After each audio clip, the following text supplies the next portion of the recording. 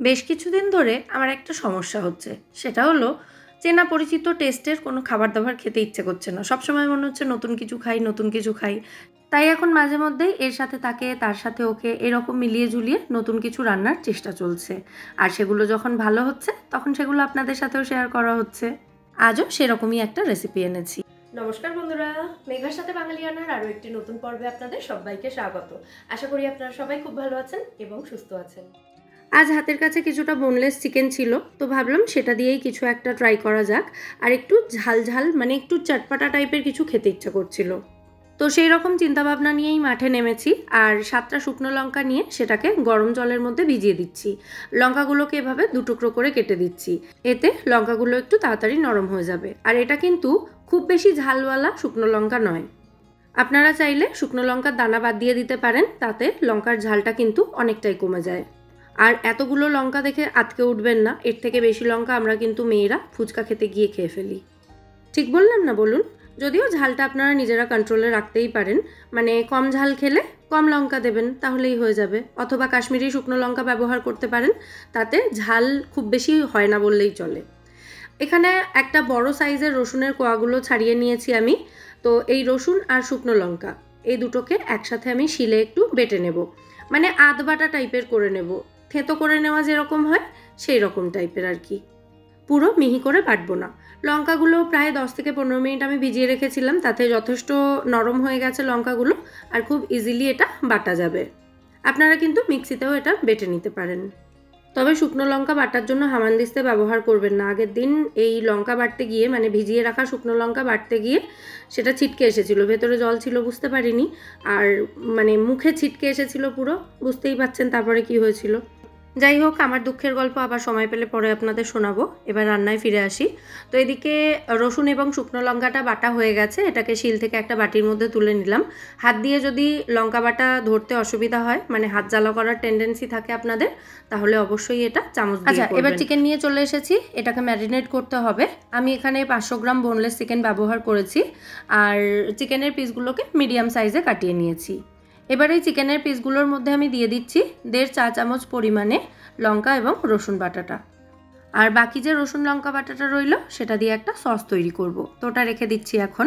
আর এদিকে চিকেনের মধ্যে দিয়ে দিলাম 1 টিস্পুন পরিমাণে নুন, 1 টিস্পুন ভিনিগার দিচ্ছি। এর পরিবর্তে আপনারা পাতিলেবুর রসও ব্যবহার করতে পারেন। লেবুর রস বা ভিনিগারটা এই বোনলেস চিকেনের পিসগুলোকে সফট এবং জুসি রাখবে।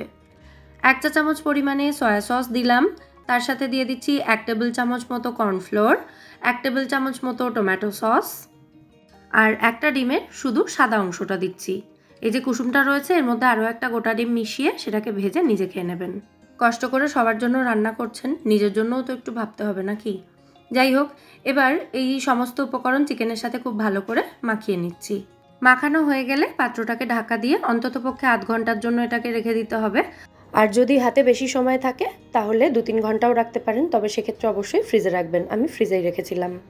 আচ্ছা, এবার চলে যাচ্ছি পরের স্টেপে। একটা কড়াই খুব ভালো করে গরম করে নিয়ে তার মধ্যে অল্প একটু সাদা তেল দিয়েছি। এই তেলটা ভালো করে গরম করে নিয়ে তারপর এর মধ্যে বাল্বসে কেটে রাখা পেঁয়াজ, ক্যাপসিকাম আর 2 রকম কালারের বেল পেপারস দিয়ে দিচ্ছি। হাতের কাছে যদি থাকে এগুলো দেবেন, আর না হলে শুধু পেঁয়াজ আর ক্যাপসিকাম ব্যবহার করবেন। তো এগুলোকে মিডিয়াম টু হাই ফ্লেমে রেখে 1.5 থেকে 2 মিনিট সময় নিয়ে ভেজে তুলে নিতে হবে। খুব বেশি ভাজবেন না, মানে ভাজতে ভাজতে একদম নরম করে ফেলবেন না এগুলোকে। এগুলোর মধ্যে যদি ক্রাঞ্চ থাকে তবেই কিন্তু এগুলো খেতে ভালো লাগবে। তো এগুলো ভাজা হয়ে গেছে, এবার আমি এগুলোকে কড়াই থেকে নামিয়ে নিচ্ছি। তারপর এই একই কড়াইতে আরও কিছুটা তেল দিয়ে দেব চিকেনের পিসগুলো ফ্রাই করার জন্য। চিকেনটাকে আমি এখানে অল্প তেলেই ভাজছি, তবে আপনারা চাইলে কিন্তু চিকেনটাকে ডিপ ফ্রাই করে নিতে পারেন। আর এভাবে একটা একটা করে চিকেনের পিস তুলে দিচ্ছি কেন, সেটা হয়তো মনে প্রশ্ন জাগতেই পারে। কারণ চিকেনের সঙ্গে যে মশলাটা রয়েছে, মানে ম্যারিনেট করার সময় যা যা দিয়েছিলাম ওতে, সেগুলো এখন এই মুহূর্তে দিচ্ছি না আমি, এখন শুধুমাত্র চিকেনের পিসগুলো দিচ্ছি। এই মশলাটা গ্রেভি তৈরির সময় ব্যবহার করব। তো মিডিয়াম টু হাই ফ্লেমে রেখে চিকেনটাকে আমাদের 8-9 মিনিট সময় নিয়ে ভেজে নিতে হবে।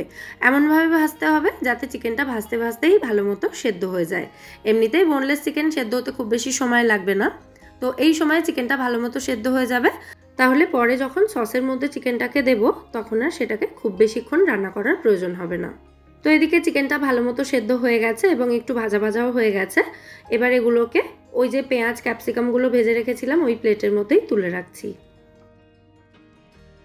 আচ্ছা, এরপর কড়াইতে আরও সামান্য একটু তেল দিয়ে দিলাম, ওই 1 টেবিল চামচ মতোই দিয়েছি। এবার আমরা সসটা রেডি করব। তো তেলটা ভালো মতো গরম হয়ে গেলে এর মধ্যে একটা মাঝারি সাইজের মিহি করে কুচনো পেঁয়াজ দিয়ে দিয়েছি, আর তার সাথে জাস্ট 1 টিস্পুন মতো গ্রেট করা আদা দিয়ে দিয়েছি। পেঁয়াজ এবং আদার কাঁচা গন্ধটা চলে যাওয়া পর্যন্ত এটাকে একটু ভেজে নিচ্ছি। একদম ব্রাউন কালার আসা পর্যন্ত পেঁয়াজটাকে ভাজার কিন্তু দরকার নেই। হালকা এরকম একটু ট্রান্সলুসেন্ট টাইপের হয়ে গেলেই বুঝতে হবে পেঁয়াজটা রেডি হয়ে গেছে। তো এবার যে রসুন শুকনো লঙ্কা বাটাটা এক্সট্রা রাখা ছিল সেটা এর মধ্যে দিয়ে দিলাম। এবার সমস্ত উপকরণ একসাথে মিশিয়ে খুব ভালো করে ভেজে নিতে হবে। রসুনের কাঁচা গন্ধ চলে গিয়ে রসুন ভাজার সুন্দর একটা গন্ধ বেরোতে শুরু হওয়া পর্যন্ত এটাকে ভাজতে হবে।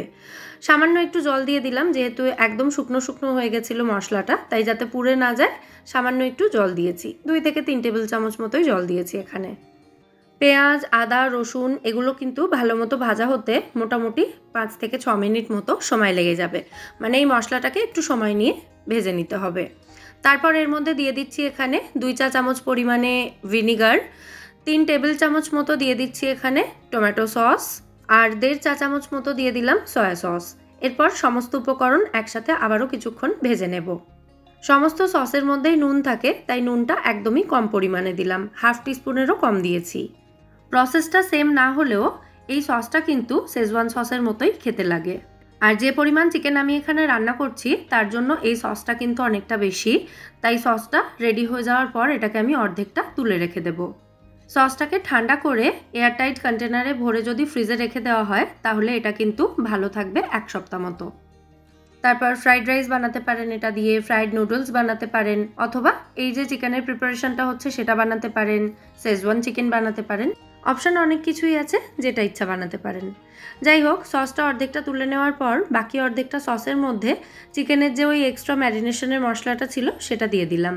এটাকেও এবার একসাথে মিশিয়ে 2 থেকে 2.5 মিনিট মতো কষিয়ে নেব। ভালো করে কষানো হয়ে গেলে এর মধ্যে 1/4 কাপ মতো জল দিয়ে দিলাম, দিয়ে আবারও ভালো করে সমস্ত উপকরণ মিশিয়ে দিচ্ছি। যেহেতু জল দিয়েছি তাই সামান্য একটু নুনও অ্যাড করলাম। তবে চিকেনে যেহেতু একটু নুন দেওয়াই রয়েছে তাই এই সময় নুনটা কিন্তু খুব বেশি পরিমাণে দেবেন না।